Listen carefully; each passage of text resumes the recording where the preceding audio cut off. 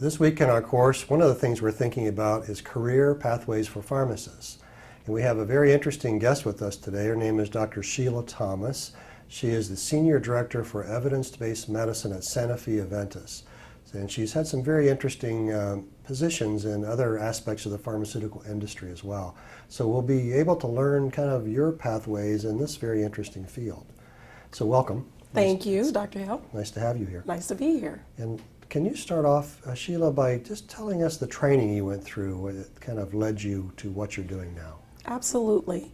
So I did obtain my BS in pharmacy here at The Ohio State University.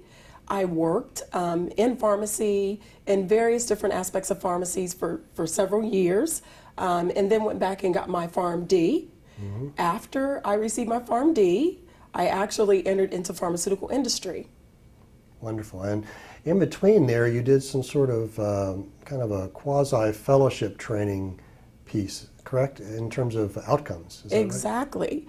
And so here at The Ohio State University, there was a pharmacy administration department, and one of my mentors here was Dr. Dev Pathak. Mm-hmm. I trained under him, auditing some of his PhD courses in health outcomes and pharmacoeconomics, and that actually prepared me very well for my position. You bet.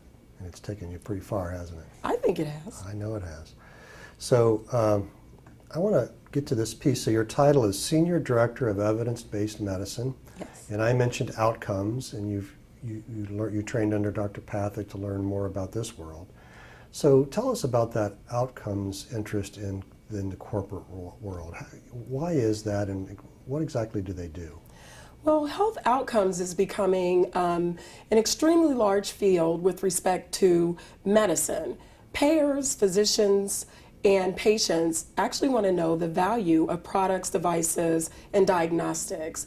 The value meaning what's in it for them with respect to the price that they're paying for the service, mm-hmm. for the product. And so you probably know about healthcare reform, and with respect to healthcare reform, there is comparative effectiveness research that is actually required. And so, again, payers, physicians, and patients want to understand how products compare to one another, services compare to one another. And so in order to make drugs, make devices, make diagnostics available to patients, you have to demonstrate the value. And so more and more companies are investing in the area of health outcomes and pharmacoeconomics for that reason. It's no longer acceptable just to say your product is effective, just to say that your product is safe. You pretty much have to prove it. Yeah, I mean, it makes a lot of sense, doesn't it? It does. I mean, we want our, whatever the product is, to be effective and have positive outcomes. So right. That's what you're all about. So, you know, here you are working for a multinational company. You've worked in other parts of the industry. Can you tell me, how does what you just did, maybe you've already answered the question in some other ways, but I'll ask it again. How does this work help patients? I mean, how does it make a difference to us? Well, the company that I work for is actually based in Paris, France. So it is a global company. And the information that we generate within health outcomes actually helps patients because it provides information that will inform decisions with respect to which product to use to treat different diseases. Mm-hmm. And so that's pretty much why health outcomes information is important. It's going to inform payers about what to make available on formularies. It's going to inform physicians around which drug to use. And it's going to help patients understand the value with respect to money that they're paying for the products and services that they're getting. Okay. So it helps us maybe a little bit indirectly in terms of directing the kinds of therapies that are available and how prescribers use them. Exactly. And then how do we use them most effectively and most economically? Exactly. Save us money. And in which patients? In which patients, mm-hmm. Yeah.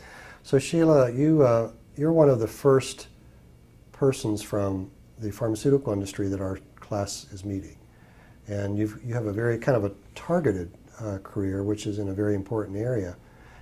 Could you speak for a minute or two about, you know, if I'm sitting out there watching this and I'd like to work for a company someday, you know, what other kinds of things interest you as you've kind of gone through this world? What other kinds of positions should we be thinking about in this setting?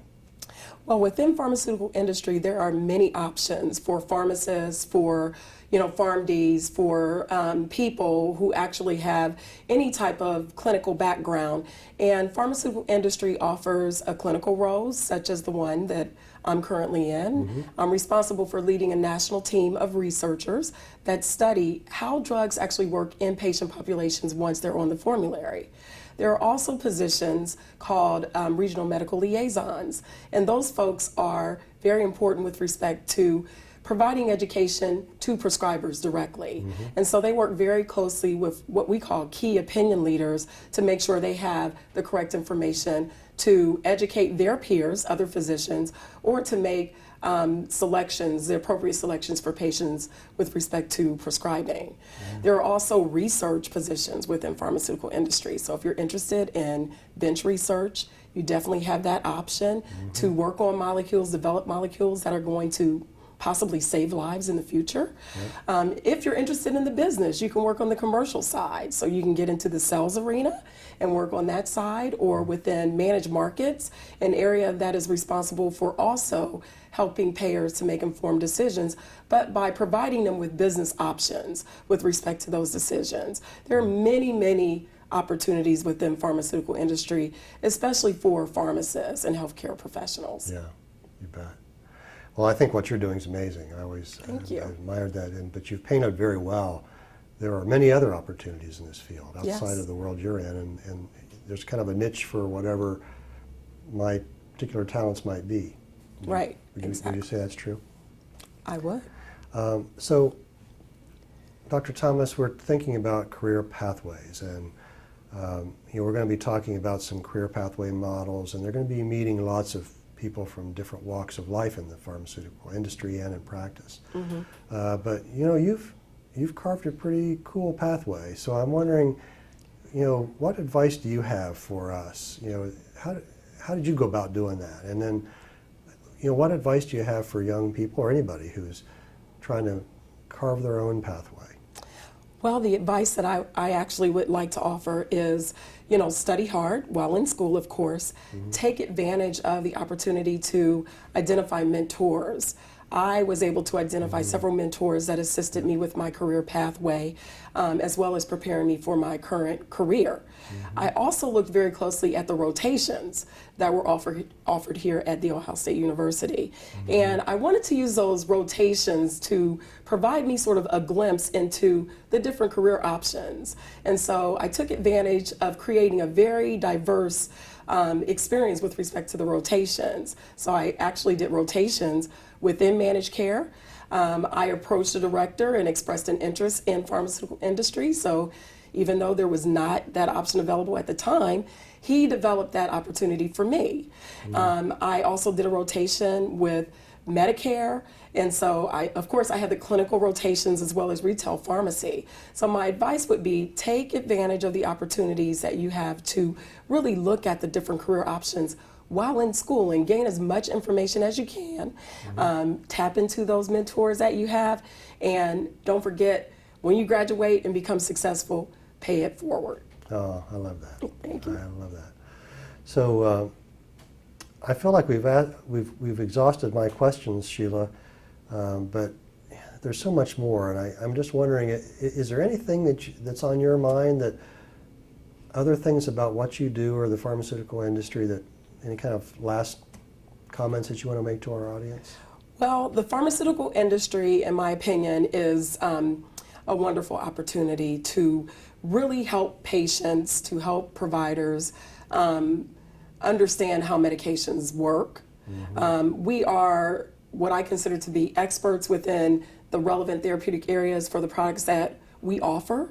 And I would advise people to remember that, even if you decide not to go into pharmaceutical industry, that it serves as a resource for information too, and offers many educational programs as well as services to individuals who are responsible for making clinical decisions as well as access decisions for patients. Yeah, that's great.